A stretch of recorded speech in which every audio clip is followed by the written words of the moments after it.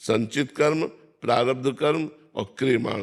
क्रियमाण जो वर्तमान में कर रहे हैं, प्रारब्ध जो वर्तमान के कर्म का फल सुख दुख दे रहा है। वर्तमान में अच्छा कर रहे हैं लेकिन बुरा फल मिल रहा है, प्रारब्ध।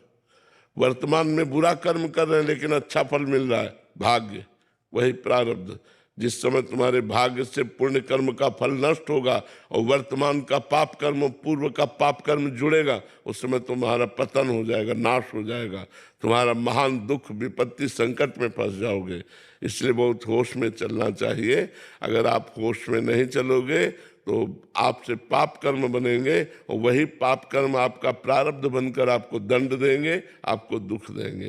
तो कर्म क्रियमाण नया, प्रारब्ध पूर्व जन्मों के कर्मों का भोग, संचित बहुत जन्मों के कर्मों का एकत्रित गोदाम।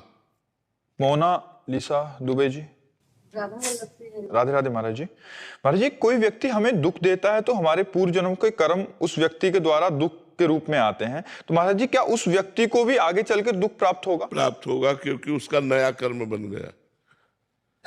आपके कर्म ने उसे प्रेरित किया, वो क्षमा भी तो कर सकता था, लेकिन उसने आपको दंड दिया तो उसका क्रियमाण बन गया, अब उसको भोगना पड़ेगा। जैसे आपका हमसे टक्कर लग गई, आपके प्रारब्ध कर्म ने धक्का दिलाया, हम क्षमा भी तो कर सकते हैं। हम क्षमा कर दिए तो हमारा क्रियमाण ठीक हो गया, और हमने आपको गाली दे दिया, आपको धक्का दे दिया तो हमारा नया कर्म बन गया, ये हमको भोगना पड़ेगा।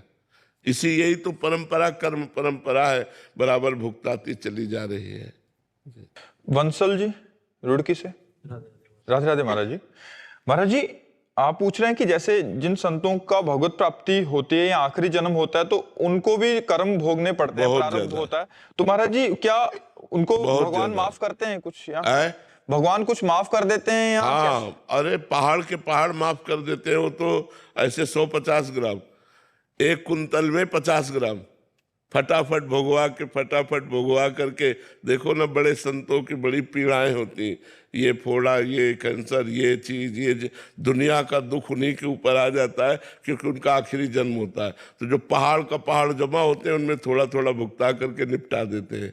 और संतों को इतना ज्ञान होता है कि मैं शरीर नहीं हूँ, इसलिए शरीर में आने पर दुखों को वो व्याकुल नहीं होते, वो अशांत नहीं होते, विचलित नहीं होते, सह जाते हैं और भगवान का भजन करते हैं।